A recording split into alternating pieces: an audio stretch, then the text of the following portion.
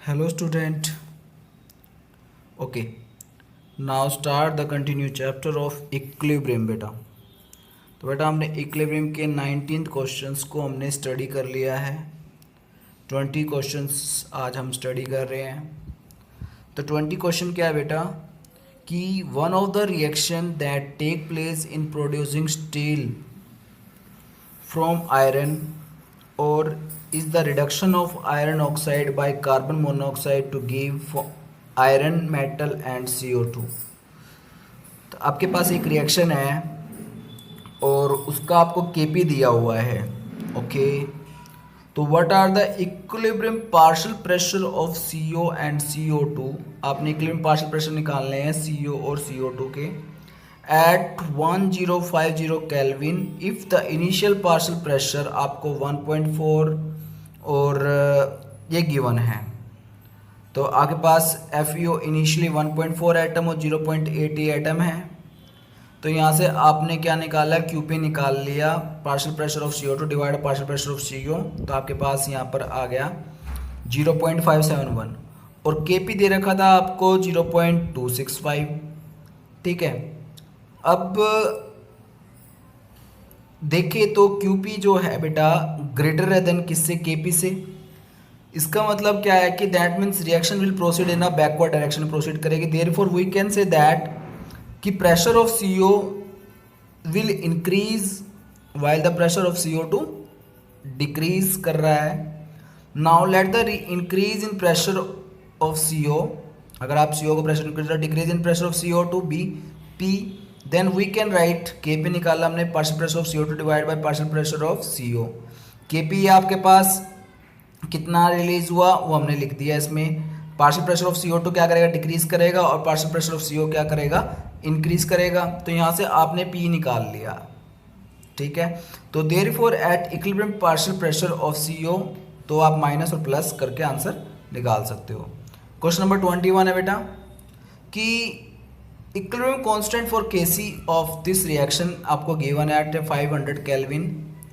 At a particular time, the analysis show that the composition of the reaction mixture is 3 moles per liter and 2 moles per liter hydrogen and 5 moles per liter ammonia आपको दे रखी है। And is the reaction equilibrium, अब पूछा कि क्या reaction equilibrium में है। If not, तो in which direction does the reaction will take proceed। तो आपने इसका पहले QC निकाल लीजिए। किसी पर्टिकुलर इंस्टेंट ऑफ टाइम पे आपको उनकी कंसंट्रेशन दे रखी है, तो आपने उनके QC निकाल लिया और आपको Kc गिवन है। तो QC and Kc are not equal, that means reaction are not equilibrium. तो QC आपका लेस देन Kc से है, तो इसका मतलब है कि reaction goes will be in forward direction में की तरफ है।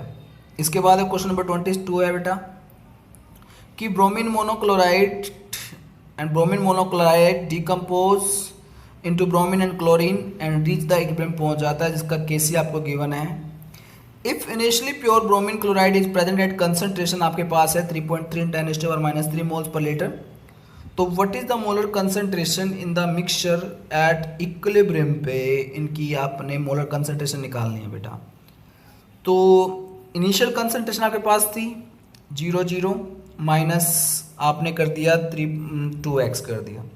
तो we can write equilibrium concentration कैसे निकालते हैं, concentration of product divide by reactant.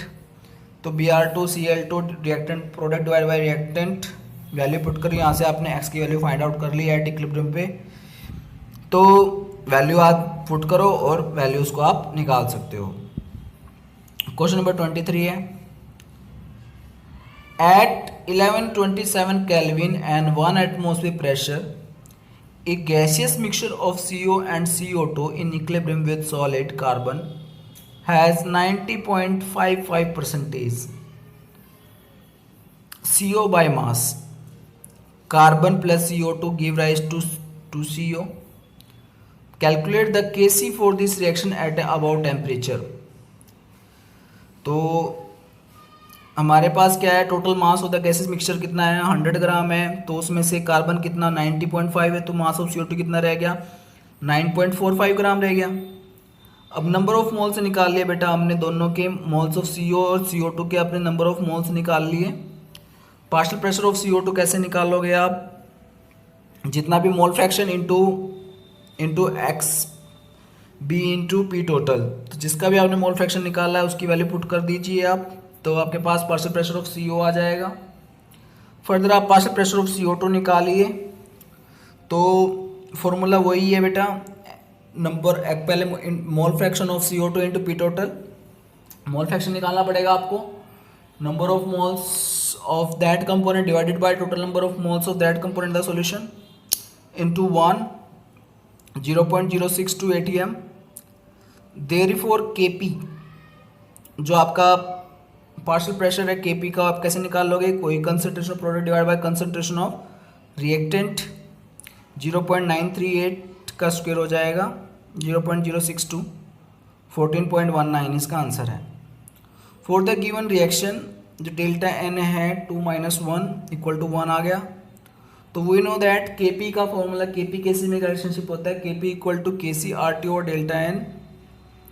तो Kc की वैल्यू आपके पास है 14, Kp था या Kc निकालना है बेटा, ठीक है। क्वेश्चन नंबर है आपका 24 है, calculate delta G not and the equilibrium constant given है आपके पास, ठीक है। तो डेल्टा G नॉट निकालना है आपने, तो delta for a given reaction delta G not कैसे निकालता है, डेल्टा G नॉट और product minus reactant value put करें तो डेल्टा G नॉट नेगेटिव आया, ठीक है।